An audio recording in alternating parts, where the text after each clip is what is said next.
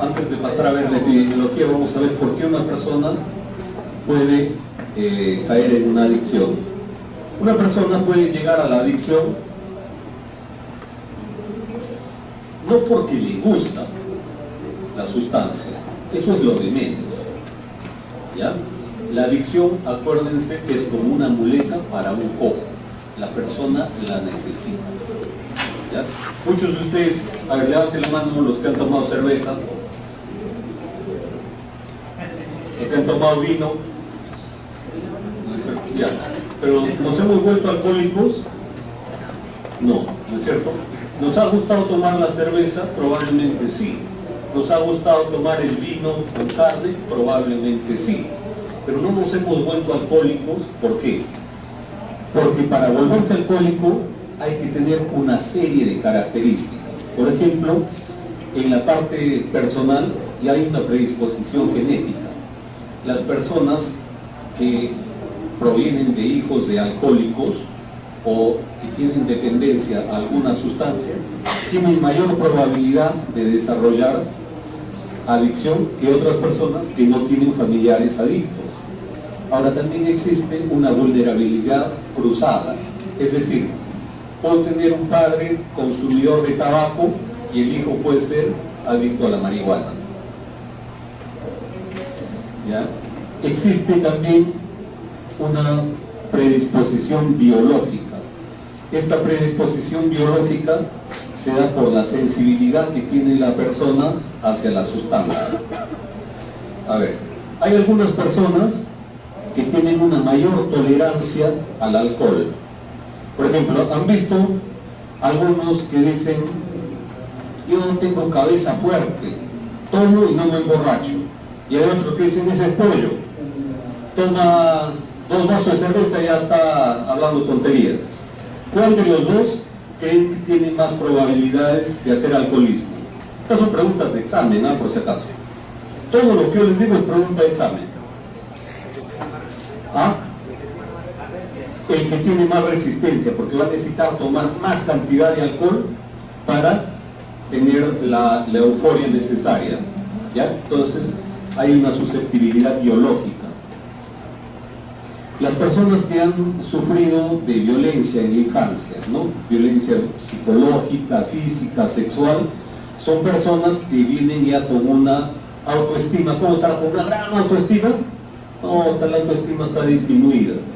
Entonces estas personas van a tratar de mejorar su autoestima con el alcohol, ¿no es cierto? Y con las otras drogas. También hay por aprendizaje. Se aprende en casa. Se aprende de los familiares, de los amigos, se aprende el consumo, ¿sí? Trastornos mentales también, como por ejemplo la fobia social. ¿Ustedes han visto esos jóvenes, chicos o chicas, que van a una fiesta y llegan a la fiesta y no bailan, se dan en la esquina? ¿Y qué es lo primero que preguntan? ¿Ah? ¿Dónde está el trago? ¿No? ¿Dónde está el trago? O antes de ir a la fiesta, ¿qué hacen? Los previos, ¿no?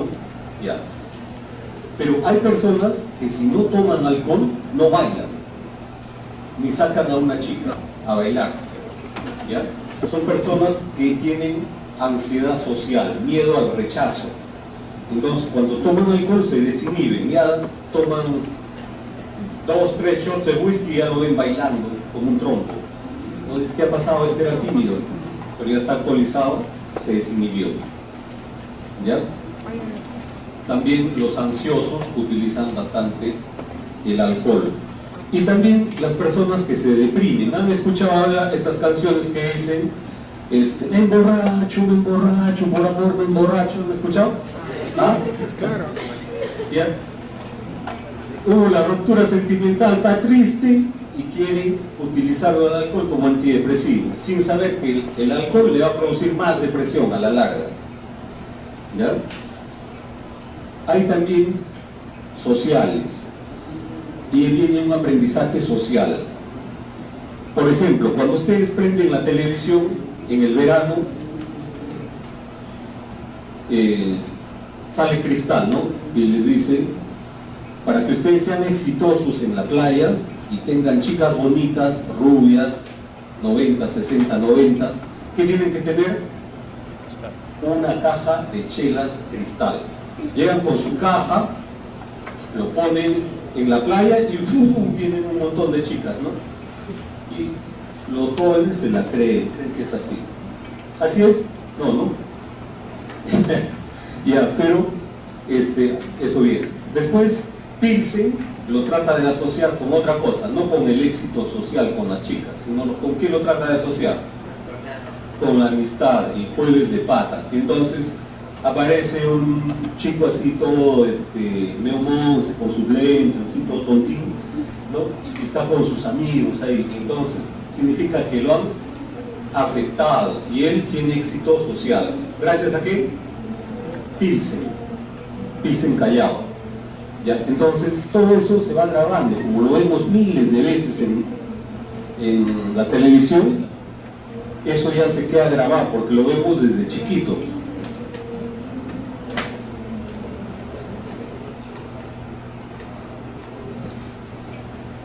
¿Qué repercusiones puede haber? Van a haber repercusiones a nivel personal. La persona puede disminuir su rendimiento laboral, su rendimiento académico, ¿sí? A nivel familiar puede haber problemas con la pareja, con los padres. A nivel social, su círculo de amistades va a cambiar. Ya se va a alejar de la gente que hace deporte, de los que estudian, más se va a centrar en amistades consumidoras de alcohol.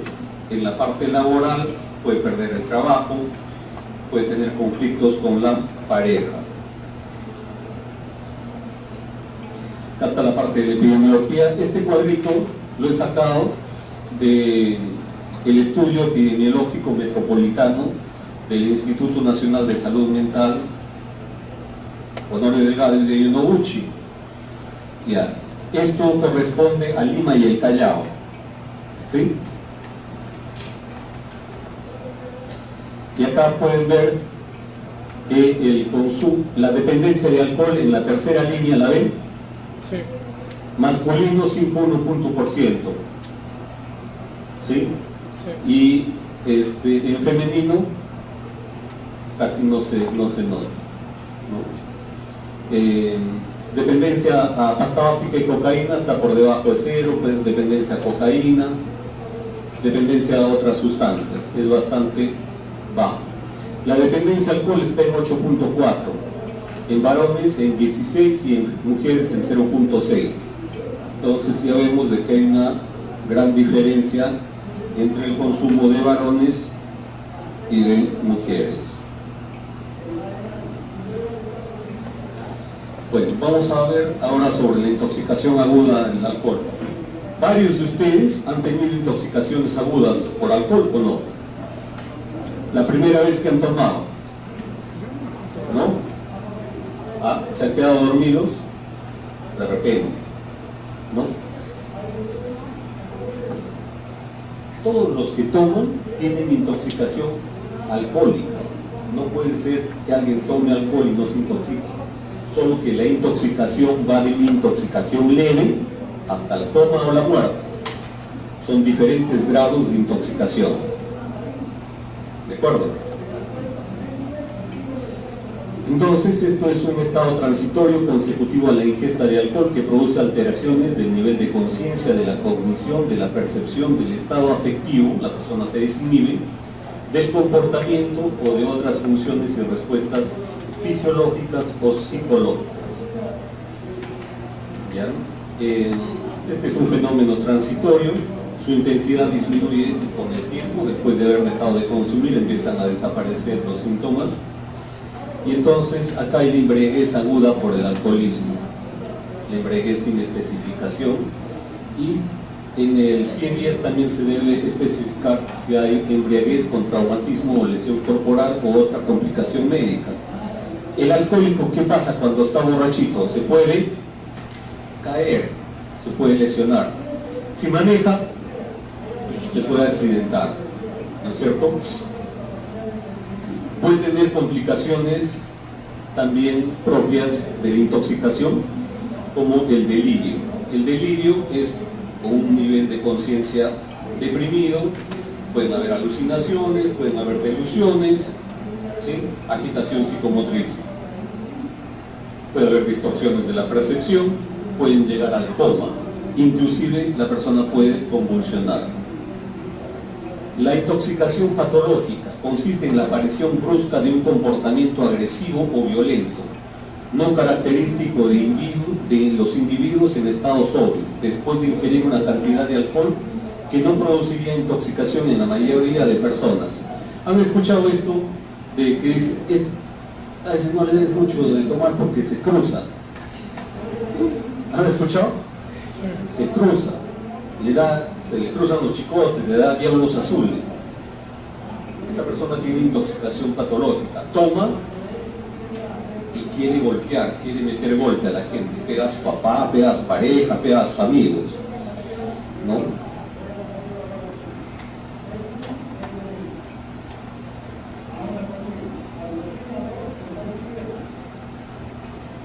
Consumo perjudicial. Estas son todas preguntas de examen, ¿no? Consumo perjudicial. ¿A qué llamamos consumo perjudicial? ¿Sí? Es la forma de consumo que afecta a la salud físico-mental del que consume la sustancia. Es una forma de consumo que suele ser criticado por otras personas. O sea, otras personas le dicen, oye, ya tomas demasiado, te quedas ahí hasta el final, ¿no? Y hay consecuencias adversas. ¿Cuáles son las consecuencias adversas? Hay resaca, ¿sí? Puede haber peleas, puede conducir bajo efectos del alcohol, ¿ya? Deja al día siguiente de asistir a su empleo. Entonces, esto es el consumo perjudicial, ¿no? Según el CIE-10 se califica con F10.1.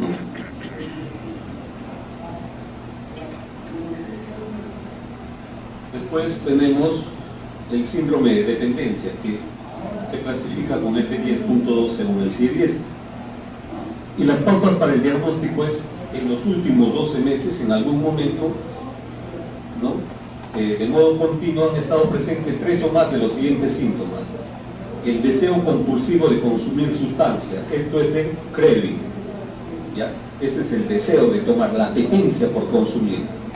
Disminución de la capacidad para controlar el consumo de la sustancia, la persona pierde el control, o sea, ya no puede controlar, ¿no? Al comienzo la persona tiene cierto control, ¿no? Si yo tomo 2 cervezas y ahí paro, me voy. Las personas que ya llegan a ser alcohólicos dejan de tomar cuando ya se acabó todo de tomar, ¿no? Y también, no solo en la cantidad pierden el control, sino con la frecuencia. Ellos quieren consumir, por ejemplo, fin de semana y después pueden consumir un día dentro de la semana. Quieren consumir solo una vez al mes y empiezan a consumir 2 o 3 veces al mes. Pueden haber síntomas somáticos del síndrome de abstinencia. ¿Qué es el síndrome de abstinencia? El síndrome de abstinencia es un conjunto de síntomas que se produce cuando la persona deja de consumir. Y esto depende de el patrón de consumo. Por ejemplo, una persona que consume todos los días y deja de consumir, pregunta de examen, y deja de consumir, ¿después de cuánto tiempo se presenta el síndrome de abstinencia? Y que consume todos los días, sí. El primer día, deja un día y ya está, consume todos los días. Aquel que consume todos los fines de semana, ¿después de cuánto tiempo aparece el síndrome de abstinencia? Después de una semana, 5 días, una semana. ¿Ya? Entonces, mucho va a depender del síndrome del patrón de consumo de la persona, cuando aparece. Y este síndrome de abstinencia, que pueden ser temblor, sudoración, ansiedad, insomnio, irritabilidad, ¿sí? Desaparece cuando la persona vuelve a consumir, con lo cual se cierra el círculo. ¿Ya? Tolerancia. Y la persona cada vez necesita consumir más cantidades de alcohol para obtener el mismo efecto. Abandono progresivo de otras fuentes de placer, o sea, ya no le interesa salir en bicicleta, ya no le interesa hacer deporte, ya no le interesa divertirse yéndose al cine. Ahora quiere divertirse solamente con sus amigos tomando licor, en cualquier ambiente. y sigue tomando alcohol a pesar de las consecuencias negativas, a pesar de que le jalan en la universidad, a pesar de que la enamorada pelea o lo deja, sigue tomando alcohol, ¿no? Entonces, esas son las características de una persona que llega a ser dependencia al alcohol. Los tres síntomas cardinales para la dependencia al alcohol es, ¿sí?, la pérdida de control, el síndrome de abstinencia, la tolerancia. Son síntomas cardinales. Los otros son síntomas que acompañan.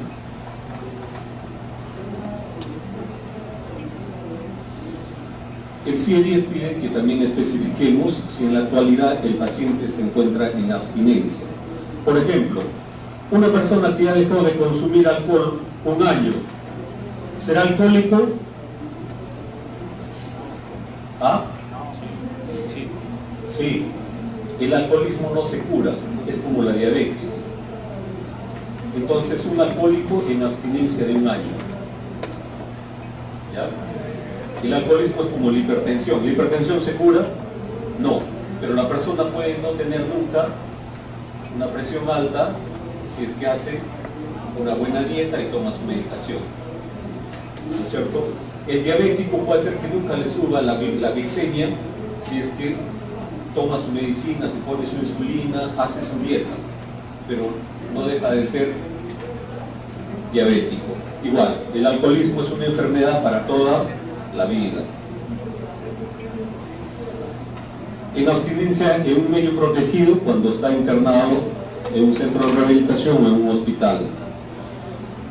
En la actualidad en un régimen clínico de mantenimiento o sustitución supervisado. ¿Con qué se puede sustituir el alcohol? ¿Saben dónde actúa el alcohol? Pregunta de examen. ¿En qué receptor? Receptor GABA. ¿Y la benzodiazepina dónde actúa? En GABA también. Y van a tener tolerancia cruzada. El alcohol con la benzodiazepina. ¿Y qué tipo de benzodiazepina le vamos a recetar? ¿Una de vida media corta, ultra corta, media o larga? Larga. ¿Por qué larga? Porque mientras la vida media más larga, menor el poder adictivo. Mientras la vida media más corta, más fuerte el poder adictivo. Pregunta examen.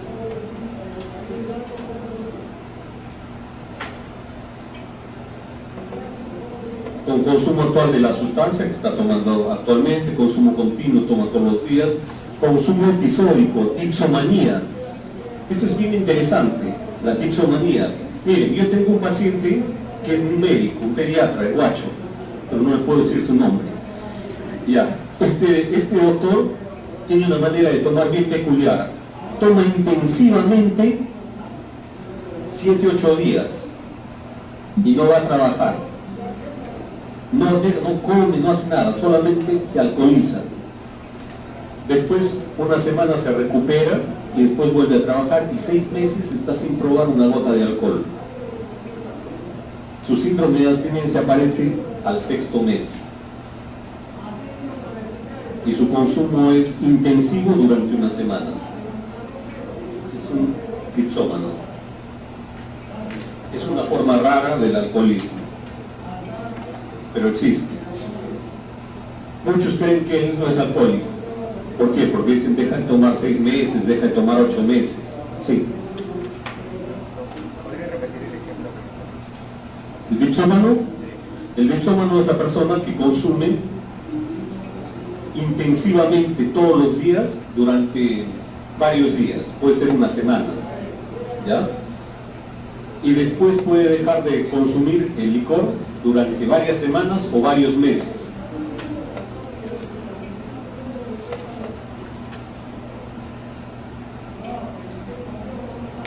El síndrome de abstinencia, ¿no? Para el alcohol. Los síntomas somáticos, como ya les dije, son la sudoración, el temblor, las convulsiones. Los síntomas psicológicos es la ansiedad, la tristeza, los trastornos del sueño. Muy bien. Y el síndrome de abstinencia puede estar complicado, no complicado y puede ser complicado con convulsiones. Pero el síndrome de abstinencia también se puede complicar con qué? Con delirium tremens. También se puede complicar con síndrome de Wernicke, que lo vamos a ver más adelante.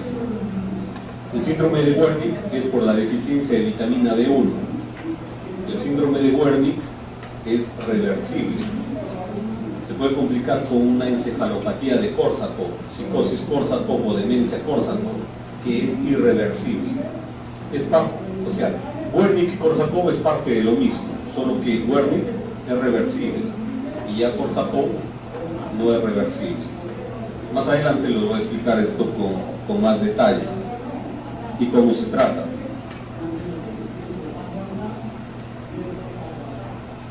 Síndrome de abstinencia con delirio, ¿no?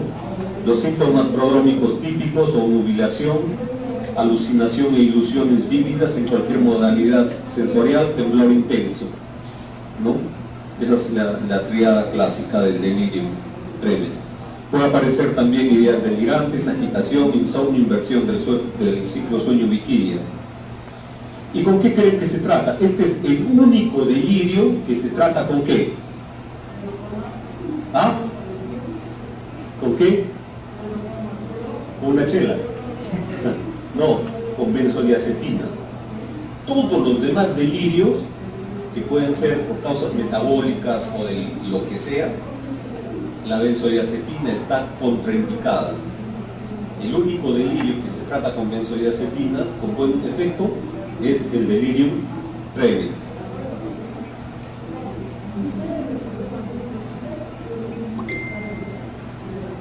Otros trastornos que se pueden producir es la celotipia alcohólica. Usualmente el alcohólico cree que su pareja le es infiel. La paranoia alcohólica cree que los policías lo siguen, lo persiguen. Y psicosis alcohólica parecida al de la esquizofrenia. Hay trastornos amnésicos, ¿no? La psicosis Korsakoff inducida por alcohol, el síndrome de Wernicke también inducido por alcohol, que les voy a explicar un poco más adelante. El tratamiento de la intoxicación es el manejo de la vía aérea. Cuando el paciente está borrachito, pero no está en coma, ¿qué hay que hacer? ¿Ah? No lo puedes hidratar, pero lo principal es que hay que proteger la vía aérea, porque se puede complicar ¿con qué? Con una aspiración, y puede hacer una neumonía aspirativa y se muere. ¿Ya? Hidratación. Hubo un psiquiatra que murió así, hace un montón de años cuando yo era residente. Él era alcohólico tipo dipsómano. Nunca nadie supo su problema de los de mi generación, lo sabían los mayores que lo atendían, ¿no? Y en una de sus recaídas tomó intensivamente, él vivía solo, y cuando descubrieron ya él tenía 2 días de haber sido aspirado. Se hizo transfusión de sangre, antibióticos, todo, pero ya no se pudo ayudar. Hidratación, observación. Eso es una intoxicación simple, ¿no? En una intoxicación más severa se puede utilizar un antídoto, que es el flumenacil. Cuando el paciente esté en síndrome de abstinencia, vamos a dar tiamina para evitar que se produzca el síndrome de Wernicke y de Korsakoff. 100 miligramos al día, vía oral o intramuscular cada 8 horas. Diazepam de 20 a 30 miligramos, luego reducir la dosis 5 miligramos por semana. Esto es para evitar las convulsiones y el delirium tremens. Carbamazepina, 200 miligramos, una cada 8 horas para evitar convulsiones y para evitar también, ¿sí?, el craving, el deseo, la apetencia de consumo. Sertralina o fluoxetina, sertralina 50 miligramos al día, fluoxetina 20 miligramos al día para prevenir la depresión. Risperidona puede ser 1 miligramo o 2 miligramos en la noche para disminuir la impulsividad. Se hace una intervención psicoterapéutica, orientación y consejería, información abundante y retroalimentación para cerciorarnos de que el paciente ha entendido la información que le estamos dando. Psicoterapia. Lo que estamos haciendo es generalmente psicoterapia cognitivo-conductual, donde hacemos un balance riesgo-beneficio. Por ejemplo, se le dice a la persona ¿qué beneficios tiene de consumir alcohol? Y después, ¿qué perjuicios? ¿no? Y entonces ahí la persona hace un balance, ¿sí? Técnicas de solución de afrontamiento de estrés, cambios de estilos de vida, ¿ya? La motivación para el cambio. Acá se produce una discrepancia entre lo que desea alcanzar y las conductas que realiza. Por ejemplo, si es un estudiante de medicina y quiere ser un buen médico, ¿no? Y quiere graduarse en los años que le corresponden, pero está consumiendo alcohol todos los fines de semana, tiene bajas notas, ya lo han jalado, arrastra dos, tres cursos de los ciclos de primeros y está por dar una trica. ¿Es compatible entre lo que quiere y lo que hace? No, entonces les genera discrepancia, ¿no? Estas son técnicas de psicoterapia que utilizamos. Y vamos a ver un capítulo interesante que es el alcoholismo en las gestantes.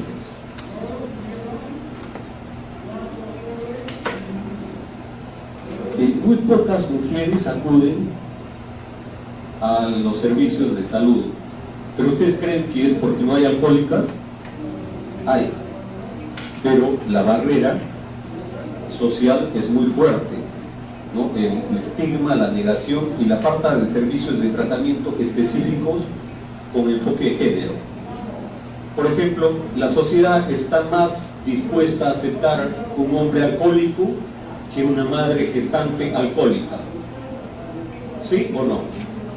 Por ejemplo, si acude a su consulta un ingeniero y les comenta que está consumiendo alcohol y todo eso, ustedes lo escuchan, de repente son empáticos, ¿no?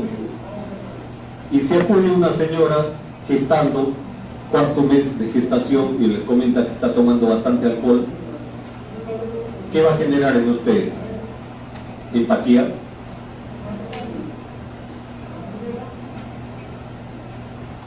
¿Indiferencia? ¿Ah? ¿Cómo? Puede ser que puedan sentir rechazo y le den en vez de ayudarlo, de repente le dan una reprimenda, ¿no? ¿Cómo es posible que estés tomando? ¿No? Tu hijo va a nacer así, que tu hijo va a nacer así. Y le dan una reprimenda, ¿no? De repente la información es buena que le da, pero le está dando una reprimenda, ¿no? Y eso no es bueno, dar reprimendas. Se da información objetiva, pero no se... El estigma. El estigma es porque hasta ahora se viene pensando que el alcoholismo es un problema moral. Muchos creen que es un vicio, ¿no? La mujer que consume alcohol en la sociedad creen que es una mujer promiscua, ¿no? Que tiene voluntad débil, que es negligente e irresponsable con los hijos. Todo esto le genera a la mujer rechazo y culpa.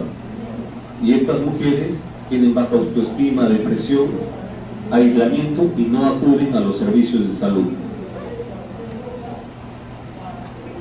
La negación es decir, no tengo el alcoholismo, yo consumo, soy consumidora social, por ejemplo, ¿no? Consumo solo en reuniones sociales. Y no tenemos un servicio de atención diferenciado para mujeres gestantes. Por ejemplo, si vamos a hacer una terapia grupal, imagínense que están todos sentados acá en una silla, alcohólicos, ¿no? Varón de 30 años, mujer de 40, varón de 50, gestante de 25 años, varón de 25. ¿Ustedes creen que esta gestante se va a sentir cómoda de hablar de sus problemas en delante de todos ellos? No, no es cierto. Entonces, ahí tenemos nosotros una deficiencia en los servicios que estamos ofreciendo. ¿Qué es lo que tenemos que hacer con nuestros pacientes? Sea gestante, no sea gestante, lo que sea, tenemos que hacer una historia clínica. Pero en la gestante tenemos que saber su edad gestacional, ¿no? Calcularlo por la fecha de la última menstruación, sus antecedentes personales, desde cuándo consume, sus antecedentes familiares, qué otras enfermedades tienen, se les hace su exploración física, su examen mental, ¿ya? Se pide También exámenes auxiliares, ¿no? Se chequea cómo está el sodio en la sangre, los electrolitos, las transaminasas, la amilasa, magnesio, glicemia, urea, creatinina, análisis de orina. Se pone el diagnóstico, se hace un plan y de ahí se da su receta.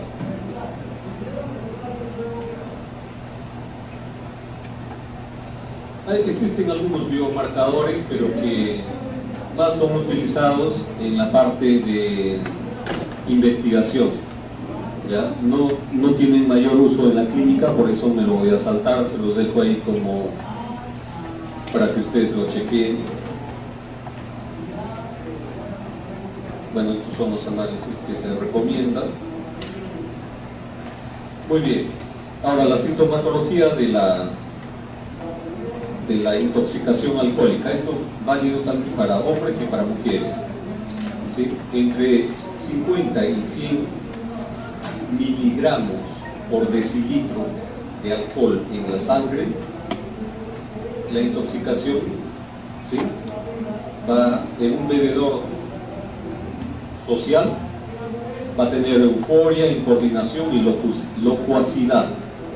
En un bebedor crónico, o sea, en un alcohólico, no va a tener gran efecto. Entre 100 y 200 miligramos por decilitro, en un bebedor social va a tener disartre, ataxia, somnolencia, nistagmo y diplopía. En un bebedor crónico, alcohólico, va a haber incoordinación y euforia.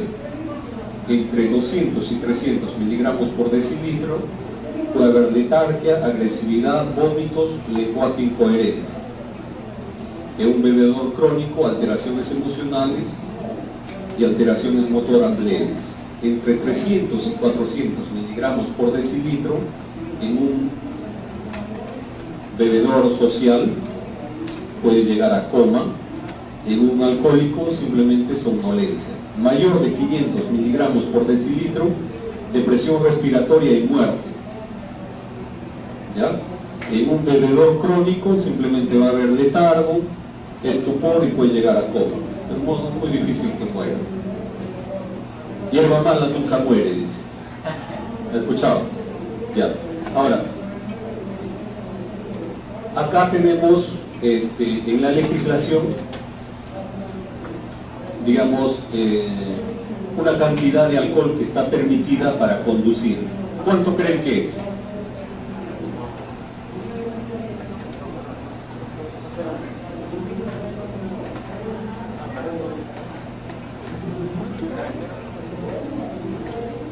De 0.5 para arriba y hasta allá la persona se considera que está conduciendo en un estado etílico y entonces la pena restrictiva va a ser mayor. Si es por primera vez y no ha tenido accidente, le van a quitar el brevete. Si tiene accidente, es cana. Si es por segunda vez sin accidente, le quitan el brevete de por vida. La primera vez es por 2 años.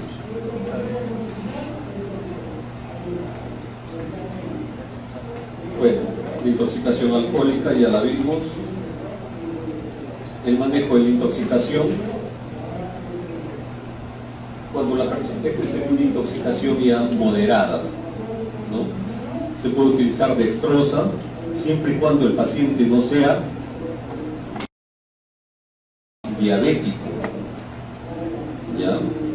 Pues si el paciente es diabético y le ponemos dextrosa, ¿no es cierto?, le hacemos un coma. ¿Ya? Podemos utilizar una solución polielectrolítica y la podemos hacer, si es que no hay el frasco de lactato de Rinker, podemos usar 1 litro de dextrosa al 5%, media ampolleta de potasio y, digamos, hipersodio. Podemos poner 1 o 2 ampollas, siempre y cuando la presión esté baja o normal. Pero si el paciente está con presión alta, ya no se pone el hipersodio. Al paciente se le pone el cúbito lateral, normalmente derecho. Si es que el paciente ya tiene aspiración y convulsiones, intubación, ventilación mecánica, la tiamina, para evitar el síndrome de Wernicke-Korsakoff. Se utiliza naloxona, flufenacil, flumenacil, en caso de duda de ingesta de benzodiazepinas o opiáceos. Haloperidol 5 miligramos, una ampolleta cada 8 horas, en caso de agitación psicomotriz. En alcoholemias letales mayores de 50 miligramos, hay que considerar la posibilidad de hemodiálisis, monitoreo de funciones vitales y medidas de sostén. El síndrome de abstinencia que ya lo vimos, de entregas que ya lo vimos también.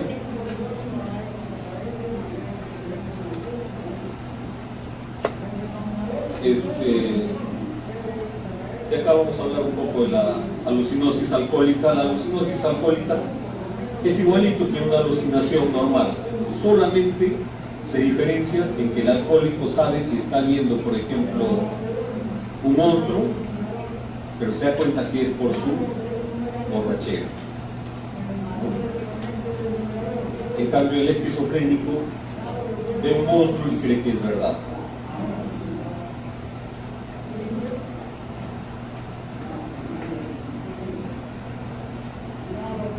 Esto es, digamos,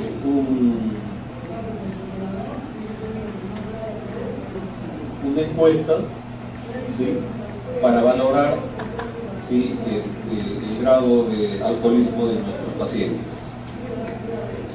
Síndrome de abstinencia al alcohol, ya lo hablamos, el delirio impremens es grave, principios claves en el tratamiento. Para las mujeres, hay que integrar en el tratamiento a la familia y hay un tema también, ¿no?, que las mujeres alcohólicas generalmente son de estrato pobre. Las mujeres de estrato alto también son alcohólicas, pero no llegan al servicio, van a su consulta psiquiátrica, pagan sus 300 soles y reciben su tratamiento. En cambio, la mujer pobre no recibe tratamientos de su casa con complicaciones, de repente se muere.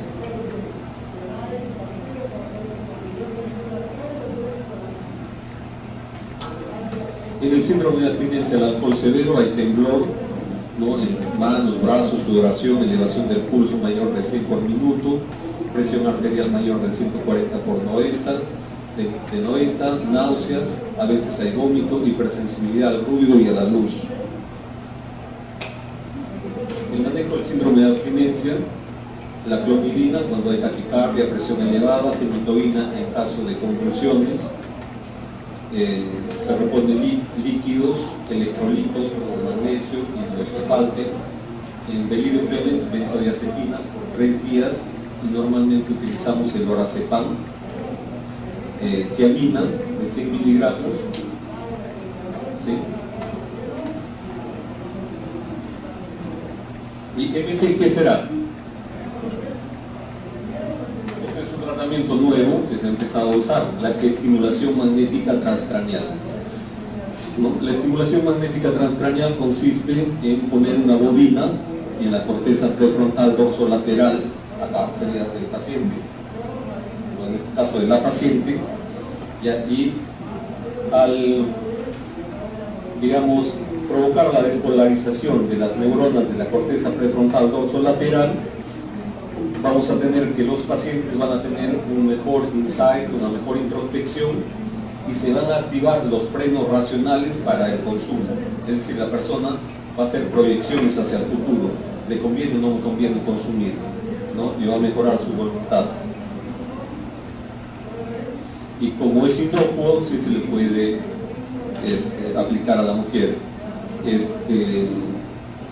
La estimulación magnética solamente produce una onda de 3 centímetros. La cabeza no afecta al frente. Complicaciones, pregunta de examen. Para todos, sobre todo en la gestante, síndrome de Mallory-Weiss, porque la gestante vomita. ¿Se acuerdan del síndrome de Mallory-Weiss? ¿Cuál es? producto de las arcadas se lesiona. Es un desgarro, ¿no?, de la mucosa gástrica, ¿sí?, un desgarro fuerte, que puede también ser del esófago, por el cambio brusco de presión en la cavidad abdominal, cuando la persona hace un vómito enérgico. ¿Ya?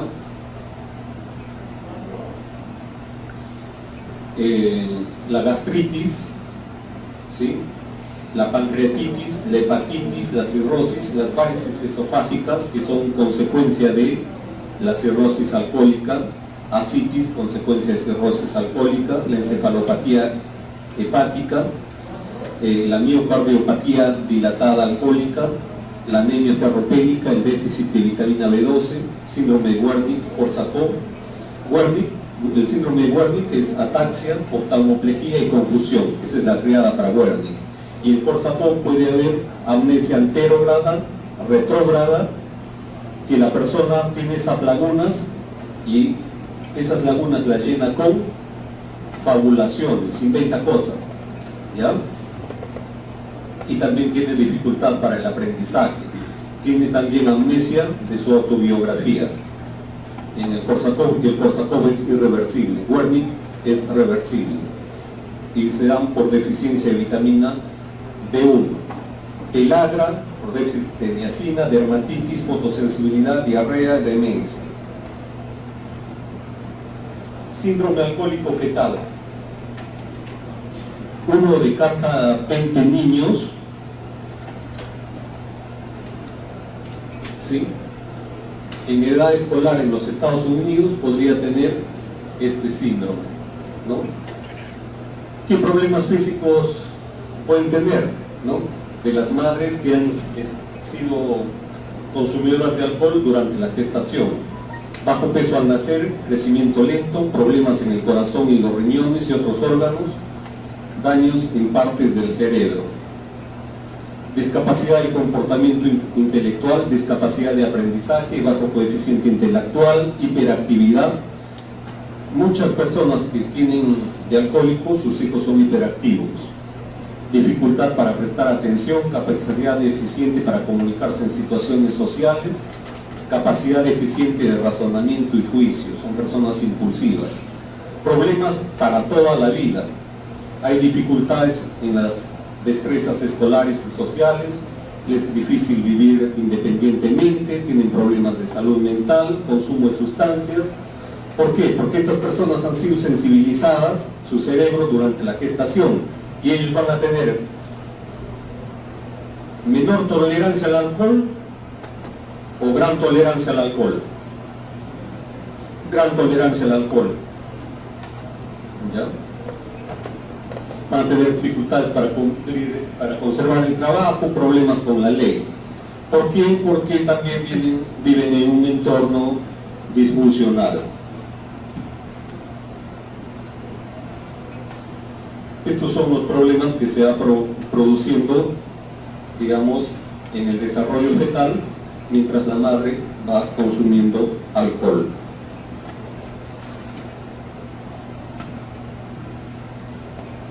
Esto ya lo hablamos, pero lo vamos a hablar un poquito. El síndrome alcohólico fetal es una de las causas más comunes de retraso mental y la única causa que puede ser evitada en su totalidad, ¿no? En los Estados Unidos nacen cada año con este síndrome, ¿no?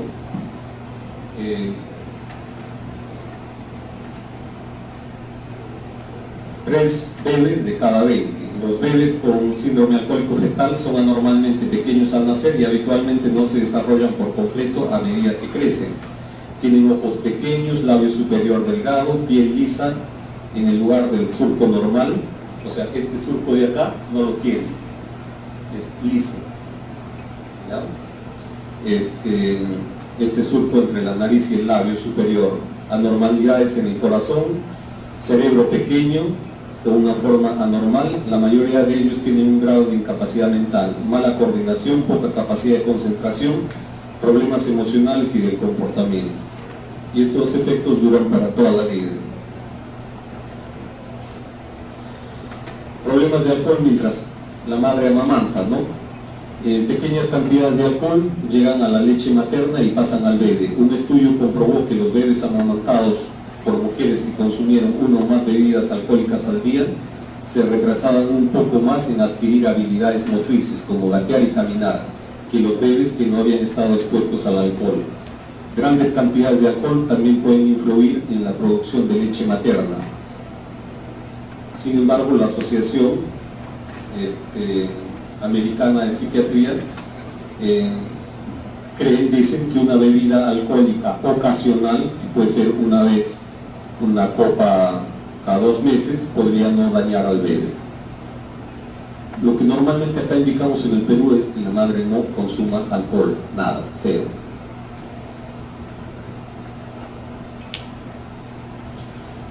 Bueno, esto ya lo hemos visto, el síndrome alcohólico fetal, las complicaciones agudas, Mallory Weiss, aspiración, coma, muerte. Esto ya lo revisamos, el Wernicke, la psicosis Korsakoff y el delirium tremens, que también se presentan en las gestantes. Las gestantes van a tener más necesidades de vitaminas y van a ser, digamos, más susceptibles de desarrollar un Wernicke o un Korsakoff. ¿Por qué? Porque como están alimentando 2 personas, ¿no es cierto?, entonces sus necesidades nutricionales van a ser mayores.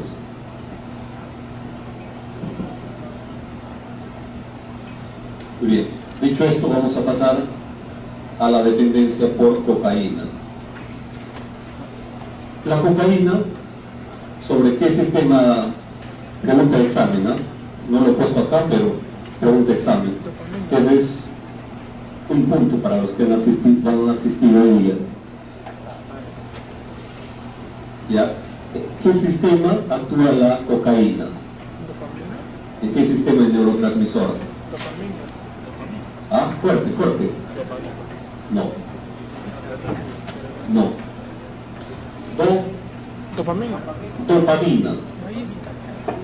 En dopamina. ¿Ya? ¿Y qué cosa va a hacer? Va a bloquear la recaptación de la dopamina en forma potente y también va a estimular su liberación. Así es como actúa. Ahora, existen varios derivados de la cocaína también, ¿no? Hay la pasta básica de cocaína, que es, digamos, la cocaína impura, el clorhidrato de cocaína, que es la cocaína pura, y existe el crack, y el crack es la cocaína pura mezclada con bicarbonato disuelta, lo ponen en el horno microondas y se convierte en cristales. Eso después lo ponen en una latita, lo calientan con un encendedor y sale un humito, y ese humito lo aspira, ¿ya? Y eso llega en 3 segundos al cerebro. El crack, la disponibilidad en el cerebro es entre 3 a 5 segundos, ¿ya? Y es mucho más adictivo que la cocaína nasal, que su disponibilidad en el cerebro ya va a estar después de 6 o 7 segundos. La pasta básica de cocaína, que es la cocaína impura mezclada con tabaco y fumada, su disponibilidad en el cerebro va a estar entre 4 o 5 segundos. Entonces, por el modo de consumo, por la disponibilidad que hay de la cocaína en el cerebro, la potencia de adicción va a ser mayor, mucho mayor en el crack, después viene en la pasta básica de cocaína y después en la cocaína.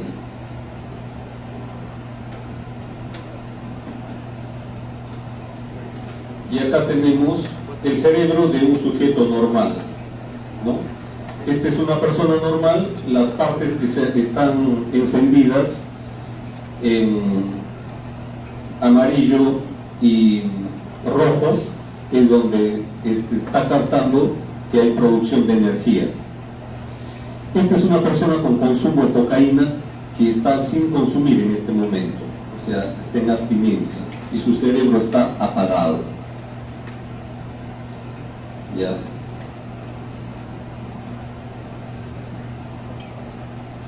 La cocaína usualmente se aspira por la nariz, se llama esnifado, también se puede disolver y inyectarse en la vena.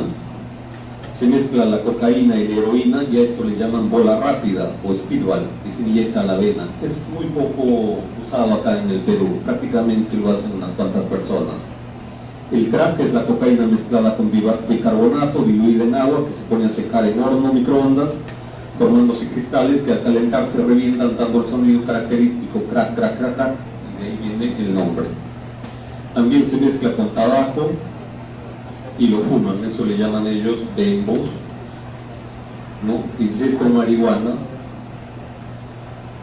también los famosos mixtos.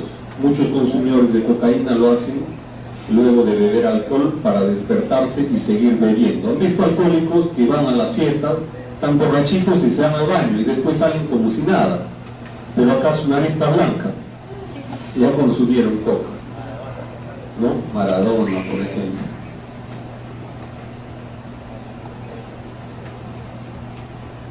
Efectos durante la intoxicación: dura unos minutos hasta una hora. La persona siente una gran euforia, placer, ideas y sentimientos de superioridad. Tuve un paciente que me decía: yo cuando consumo cocaína, doctor, soy Superman. Era un hombre como de 50 años, más o menos de mi edad, y él tenía un amante de 20 años. Pero él, para poder, una chica muy fogosa, para poderla satisfacer, él creía que la cocaína le ayudaba y le daba mucha fuerza. Lamentablemente este señor después murió con una sobredosis. Algo así también le pasó a Gustavo Cerati. ¿Han escuchado hablar de Soda Stereo, el argentino? Ya. Él consumidor de cocaína y tuvo un accidente cerebrovascular masivo y estuvo como vegetal 2 años. Después ya la familia decidió desconectarlo. Muy bien, hay ideas y sentimientos de superioridad, aceleración del pensamiento. Las personas pueden sentir que sus pensamientos pasan a gran velocidad y que esto les da una inteligencia superior que pueden resolver problemas. Entonces algunos creen que consumir coca les va a ayudar a dar bien el examen de psiquiatría, por ejemplo, ¿no? O les va a ayudar a entender mejor. Pero en la práctica, después los resultados son malos.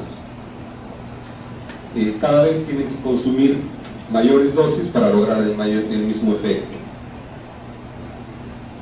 Efectos dañinos a largo plazo: pérdida del olfato, destrucción del tabique nasal, se hace un hueco ahí, ¿sí? Paranoia, creen que le siguen, le persiguen, lo que le llaman la noica, ¿no? Depresión, se deprimen, pueden tener ataques de pánico, parecidos a los que tienen los consumidores de marihuana, que les da la pálida, impulsividad, agresividad, ideación suicida o homicida, están muy desinhibidos. Por ejemplo, los delincuentes, antes de ir a perpetrar un crimen o un robo, consumen cocaína y entonces están súper agresivos. Si alguien le pone resistencia, no duda en dispararlo y lo mata. Problemas familiares, laborales, académicos, infarto cerebral, infarto cardíaco. Estos son los problemas a largo plazo. Después voy a hablar del tratamiento en forma general. ¿Alguna pregunta hasta aquí sobre cocaína? El síndrome de abstinencia a cocaína se presenta de la siguiente manera: ansiedad, taquicardia, sudoración, parecido al alcohol, pero además va a haber mucho insomnio, gran irritabilidad, ¿sí? Y además la persona consumidora de cocaína puede tener molestias digestivas, específicamente diarrea. Por ejemplo, cuando son consumidores de pasta básica de cocaína o de crack, ellos tienen diarreas cuando dejan de consumir. Pueden tener calambres también en los dedos y de las manos y de los pies. Este es el síndrome de abstinencia a la cocaína. ¿Listo? ¿Alguna pregunta sobre cocaína? Listo, pasamos a cannabis. Cannabis, la marihuana. Se fuma en cigarrillos, acá le llaman tronchos, porros, o también lo hacen en pipas, las famosas manzanas, ¿no? Los jóvenes fuman en su manzana, en su lapicero, ¿no? Ya los que son más avesados hacen su bong de agua. Una señora vino y me dijo, mi hijo es un científico, doctor, me dijo, un científico. Él ha hecho una pipa de agua, doctor. Le dije, ¿en serio? Sí, me dijo, y está consumiendo marihuana con esa pipa de agua. La mamá estaba fascinada por la capacidad inventiva de su hijo, ¿no? Lo había hecho artesanalmente. Pero para las mamás todos sus hijos pues son los más inteligentes, ¿no?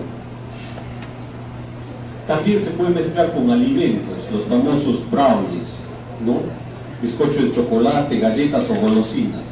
Yo hace poco estuve en Ámsterdam, fui a un curso de estimulación magnética transcraneal y por curiosidad entré a uno de esas tiendas que venden todo con cannabis. Y había galletas, caramelos, chocolates, todo mezclado con cannabis, todo lo que te puedas imaginar, ¿no? Y era de venta libre. Pero después lo que me puse a investigar, cualquiera pensaría que todo el mundo consume cannabis en Ámsterdam, en Holanda. ¿Qué creen ustedes? No. ¿Por qué? Porque el nivel educativo es bastante alto, la prevención es muy buena, las posibilidades de desarrollo que le dan a las personas es súper bueno. Por eso que el consumo de marihuana y de otras drogas, ¿sí?, en Holanda es menor que en Estados Unidos. Pero eso no se puede trasladar, esa realidad, a Perú. ¿Ah? En la vida, pues no es cierto, porque nuestra educación está al 100. El otro día pregunté a un paciente, le dije, Jorge Chávez, ¿quién es? Me dijo, luchó en la guerra con Chile. ¿Sabe quién fue Jorge Chávez? El del aeropuerto, que fundó el aeropuerto. ¿Qué hizo? Que en el Ecuador peleó. ¿Dónde? En Falsa Paquilla peleó, dice. ¿Ah?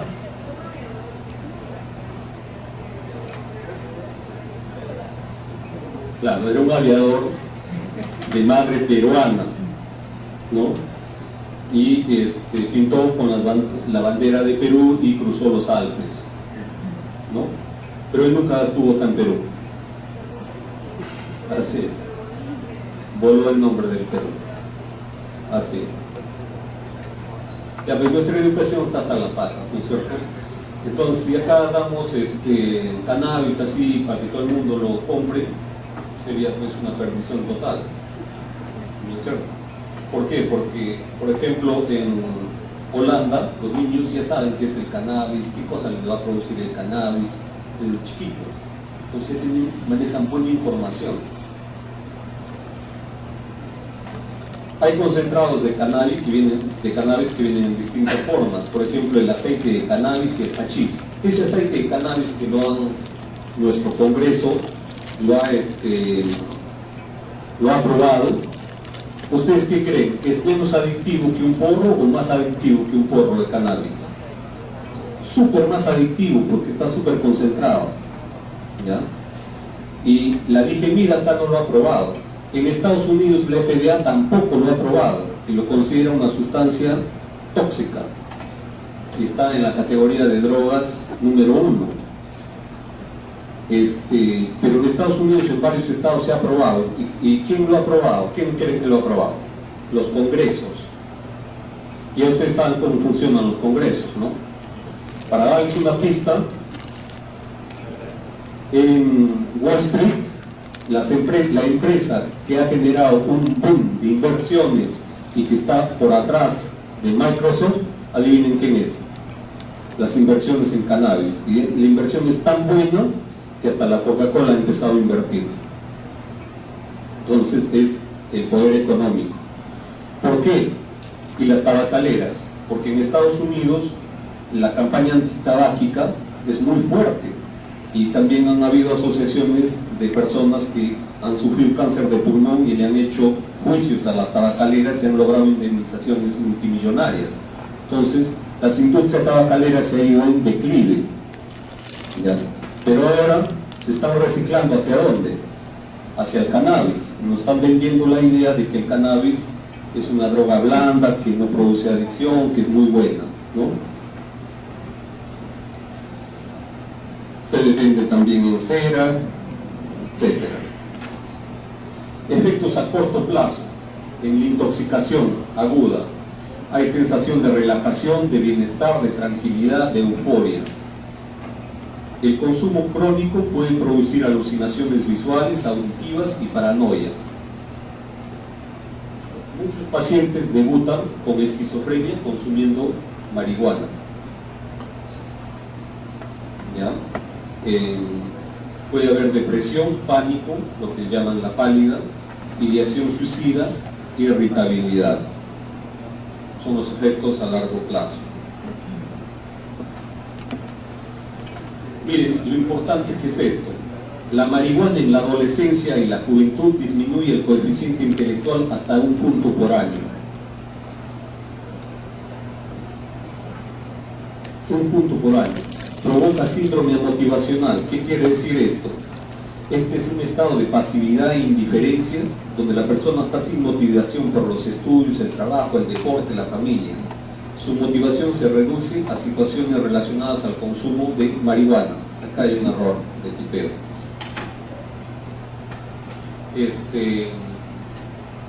Entonces, en el síndrome motivacional, la persona no tiene motivación por su desarrollo personal y le da igual terminar o no terminar la carrera, tener enamorada o no tener enamorada, hacer deporte o no hacer deporte, bañarse o no bañarse.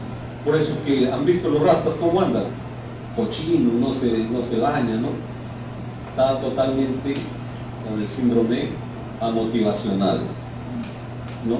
Y algunos empiezan a desarrollar porque, como les produce un estado de pasividad, empiezan a desarrollar una especie de filosofía, ¿no? De paz, amor, no a la guerra, pero también no al trabajo, ¿no?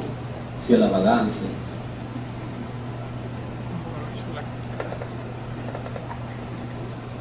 Hay otra cosa que también no lo he puesto acá, pero en la presentación final se los voy a poner. Pregunta de examen. La marihuana provoca castración química, por si acaso. ¿Ya? Es tóxico hacia los ovarios y hacia los testículos.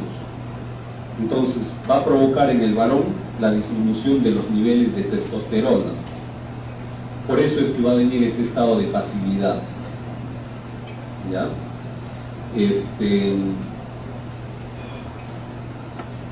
Se asocia a infertilidad. 1/3 de las personas van a disminuir su fertilidad porque va a disminuir la movilidad de los espermatozoides.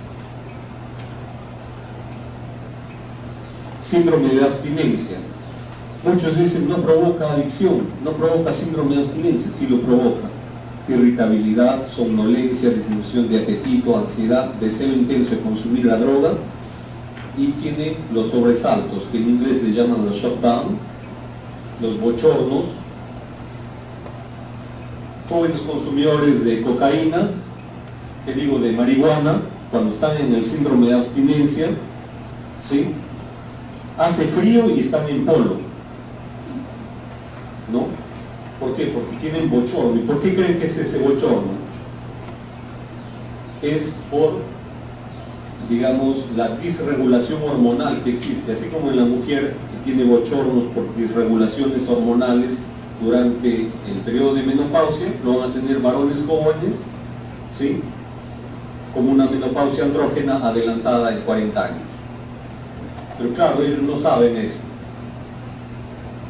Acicalamiento del gato. Normalmente se están frotando la cara.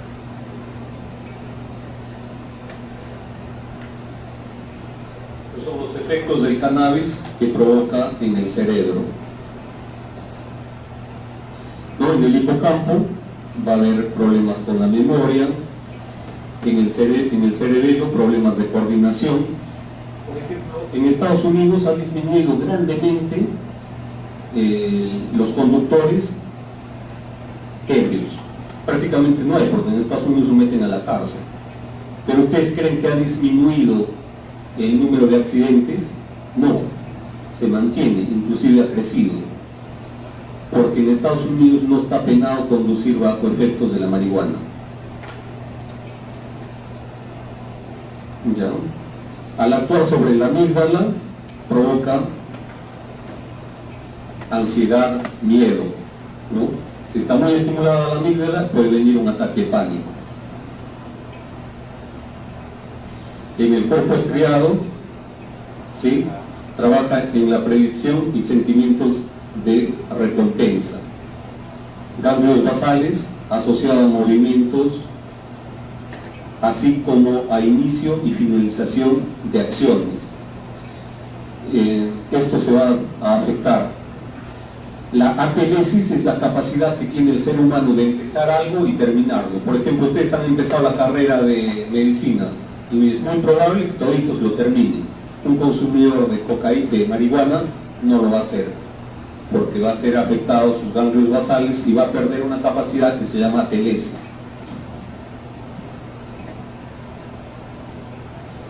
Bueno, al actuar sobre el hipotálamo hay, digamos, alteraciones en el apetito, y sobre las hormonas y la conducta sexual que veníamos hablando. Las personas, después de consumir marihuana, van a su casa y con gran apetito comen.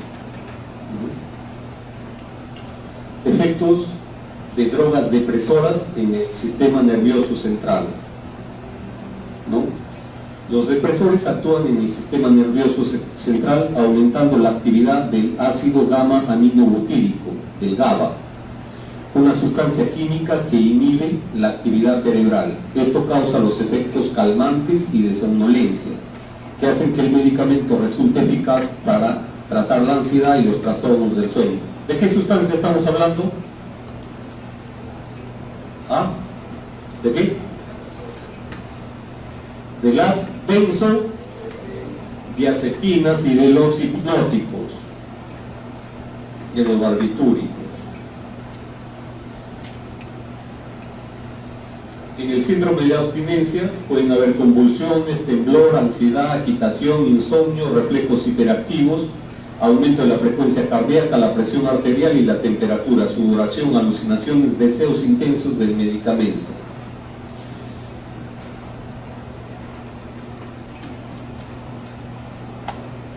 Sobredosis de los depresores. Hay mucha gente que quiere matarse tomando benzodiazepinas. ¿Se mueren? No, a veces vemos en emergencias, llegan chicas que han tomado 20 benzodiazepinas, se despiertan y miran al interno, dice, es el demonio, no, es el demonio. Es el interno de medicina. Piensa que está en el infierno. Otras se despiertan y piensan que está en el paraíso, ¿no? O otras se dan cuenta que están en el hospital y dicen, pucha, no funcionó, ¿no? Porque la dosis letal es muy alta. Tendría que tomarse siquiera unas 120, 130 pastillas, ¿no?, de diazepam, de 10 miligramos, y si se la toma en una, lo más probable es que le provoque una irritación gástrica y termine vomitándolo. En cambio, los barbitúricos sí pueden generar la muerte.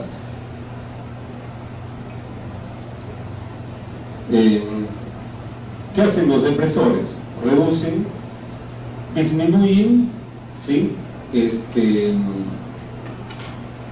la actividad del centro nervioso de la respiración, ¿ya? Y esto va a producir de que haya menor oxígeno disponible para el cerebro. Esto va a conducir a hipoxia. La hipoxia puede tener efectos cerebrales de corta y larga duración, ¿no?, que incluye, puede ser daño cerebral por hipoxia, o puede llegar al coma también. Tratamiento de la sobredosis de los depresores del sistema nervioso central. El flumenacil Romacicón es un medicamento que el personal médico puede administrar para tratar la sobredosis de benzodiazepinas y también ha resultado eficaz en el tratamiento de sobredosis de medicamentos para dormir, o sea, los barbitúricos. La acción de flumazenil es de corta duración y el paciente puede necesitar más del fármaco cada 20 minutos hasta que se recupere.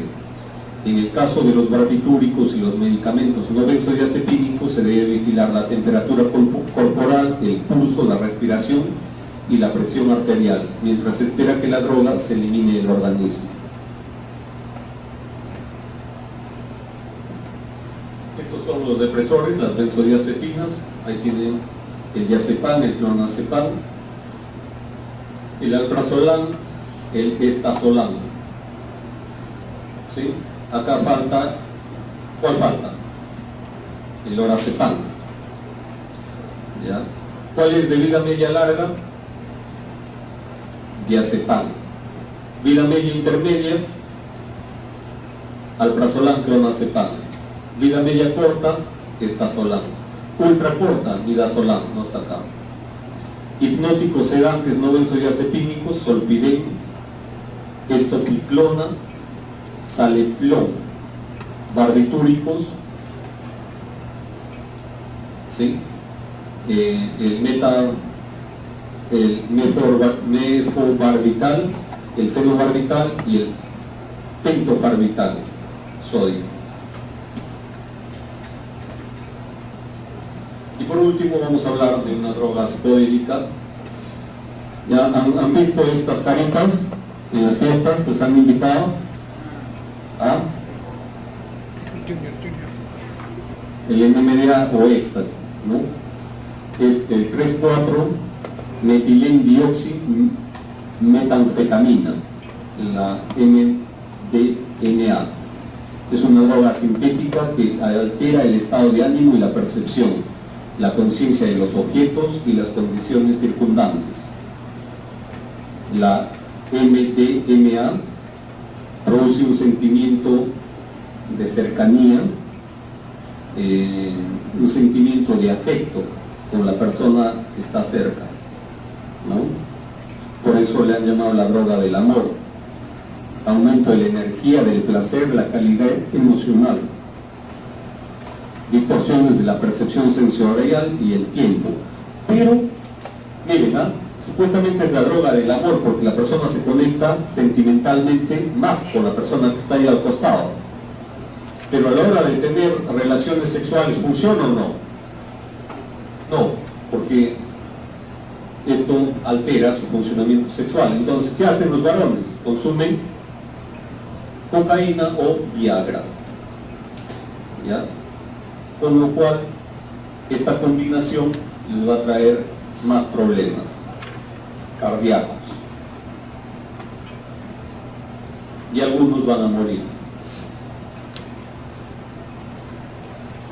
El efecto del NMDA en el cerebro aumenta la actividad de 3 neurotransmisores, de la dopamina, aumenta la euforia y genera mayor energía y actividad, por eso están saltando, bailando y no se cansan.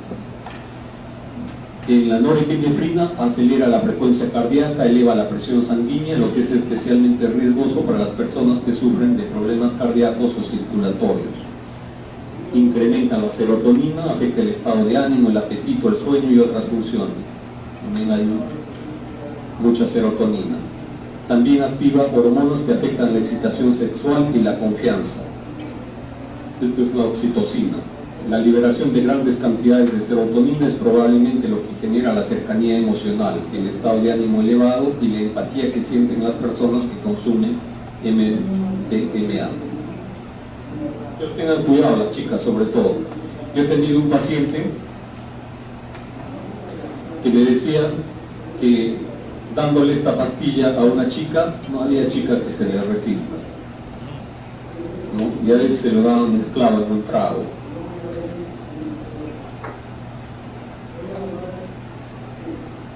Los efectos del MDMA pueden durar entre 6 y 6 horas.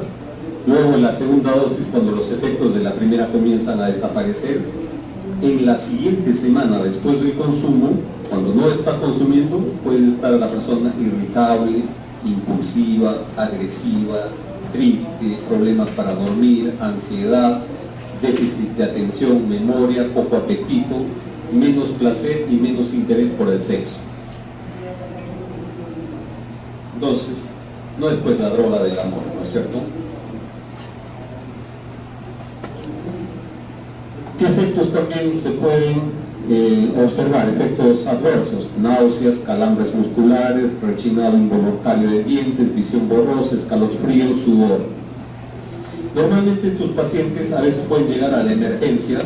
Si a alguien, por ejemplo, le toca hacer su cerumen mala de una discoteca del sur, puede llegar un paciente con una deshidratación severa y una descompensación electrolítica. ¿Por qué será? Porque ha estado bailando desenfrenadamente.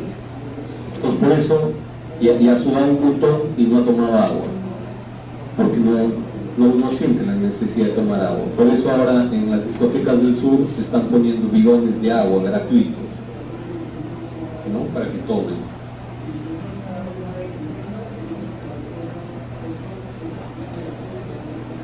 ¿Qué otros efectos tiene sobre la salud? ¿No? Afecta la capacidad para regular la temperatura. Pueden haber picos de temperatura muy altos y esto puede provocar insuficiencia hepática, renal o cardíaca, o inclusive la muerte, digamos con sobredosis, ¿no? Acá lo que les venía diciendo: al aumentar la confianza y la cercanía emocional, su uso, si se combina con sildenafilo, que es el Viagra, puede alentar la actividad sexual sin protección. Esto aumenta el riesgo de contraer o transmitir, ¿sí?, las enfermedades de transmisión sexual, entre las cuales está el VIH, la hepatitis B y C. Tratamiento de las adicciones en general. En general, al inicio damos benzodiazepinas de vida media larga y vamos disminuyéndolos gradualmente en el transcurso de 5 o 6 semanas. Damos estabilizadores del ánimo, la carbamazepina y el topiramato. Sobre el topiramato hay abundante bibliografía que reduce el deseo de consumo, ¿no?, y ayuda a mitigar el síndrome de abstinencia. En la carbamazepina también, la carbamazepina además previene las convulsiones. Se utilizan también antipsicóticos atípicos a baja dosis, como por ejemplo la risperidona, 1 o 2 miligramos, para disminuir la impulsividad. Si hay insomnio, podemos utilizar la olanzapina, entre 5 a 10 miligramos en la noche, para que el paciente duerma. Antidepresivos, los SIRS, para prevenir la depresión: sertralina, fluoxetina. Sertralina 50 miligramos al día, fluoxetina 20 miligramos al día, paroxetina 20 o 40 miligramos al día. La tiamina, vitamina B1, ya dijimos, ¿no?, para los alcohólicos, 100 miligramos 3 veces al día. Hidratación, reposición de electrolitos, dieta hiperproteica, psicoterapia cognitivo-conductual, que ya hablamos anteriormente. Y esta es la bibliografía. Muy bien, jóvenes, preguntas.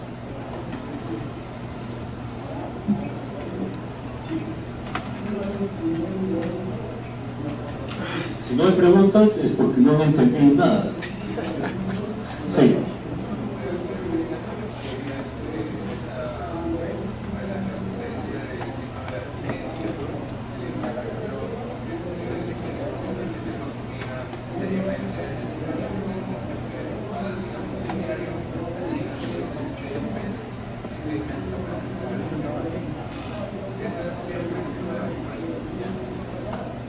Normalmente es así.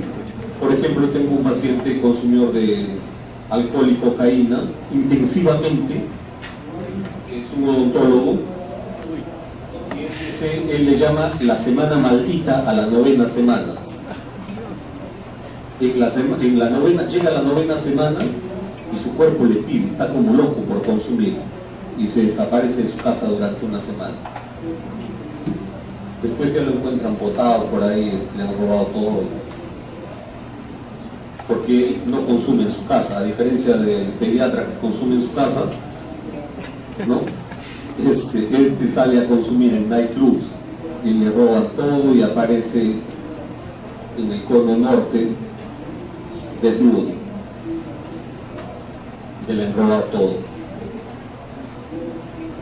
En cambio, un consumidor de alcohol o cocaína diario, su síndrome de abstinencia lo va a tener a las pocas horas que deja de consumir o al día siguiente. El patrón de consumo es bastante importante para cuándo se va a presentar el síndrome de abstinencia.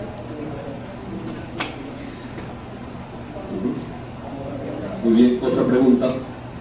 Sí. Usted había mencionado acerca de los tiempos, acerca de cómo llegaba, por ejemplo, el crack, la pasta. ¿Cuántos eran los tiempos que uno había empezado a ver? La disponibilidad en el cerebro. Sí. 4 o 3 segundos. Mientras más rápido es la disponibilidad en el cerebro, más rápido es, sí. El efecto se refiere, o sea, usted dijo que el crack era 3 segundos, creo, algo así. Sí, Ya, de la cocaína inhalatoria, ¿cuánto tiempo era? 7 más o menos. Aprox. Por eso que el crack es más adictivo. Y si consumes coca por vía oral, sí, también vas a tener efecto, sí, pero va a ser mucho menos adictivo.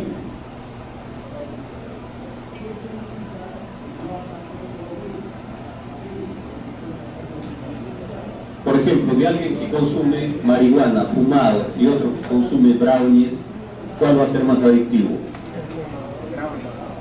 No, el que consume fumado, porque va a estar disponible en el cerebro a los pocos segundos. En cambio, el que come los brownies tiene que digerirlo y todo, y hasta que llegue el cerebro pasan varios minutos. Entonces, va a ser menos. ¿Alguna otra pregunta? Sí.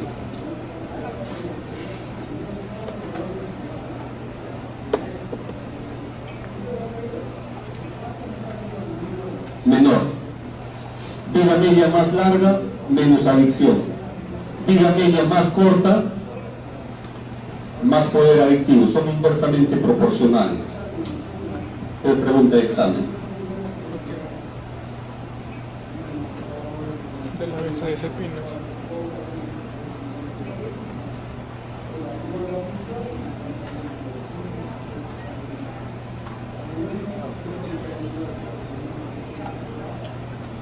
Claro, en el tratamiento de las benzodiazepinas, normalmente nosotros vamos a dar un tratamiento que no vaya más allá de 6 semanas.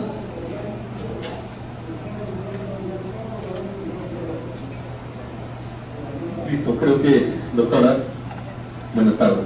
Entonces, vamos a dar por terminado esta presentación.